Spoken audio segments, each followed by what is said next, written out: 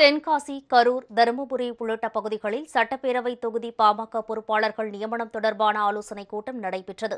தென்காசி மாவட்ட ஒருங்கிணைந்த பாமக பொதுக்குழு கூட்டம் வடக்கு மாவட்ட செயலாளர் சீதாராமன் தலைமையில் நடைபெற்றது. இதில் உழவர் பேரியக்க தலைவர் ஆலயமணி, மாநில இளைஞரணி செயலாளர் முருகசாமி, மாநில மாணவர் சங்க செயலாளர் கோபிநாத் ஆகியோர் சிறப்பு அழைப்பாளர்களாக பங்கேற்றனர். மாவட்டத்தில் உள்ள 5 சட்டப்பேரவை தொகுதிகளுக்கான பொறுப்புகளுக்கு நிர்வாகிகளை நியமிப்பது தொடர்பாக கூட்டத்தில் ஆலோசிக்கப்பட்டது. 5 தொகுதிகள் தென்காசி மாவட்டத்தில் இருக்கிறது.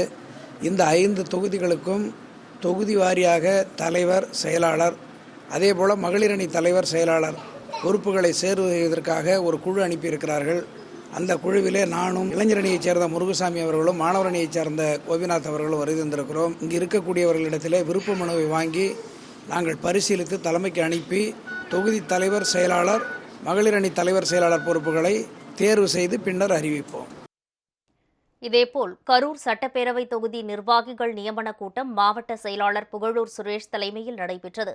வன்னியர் சங்க மாநில செயலாளர் வைத்தி, தஞ்சை மண்டல பொறுப்பாளர் ஐயப்பன், மாவட்ட செயலாளர்கள் இசக்கிமுத்து ஆகியோர் கலந்து கொண்டு நிர்வாகிகளிடம் விருப்ப மனுக்களை பெற்றுக்கொண்டு நேர்காணல் நடத்தினர்.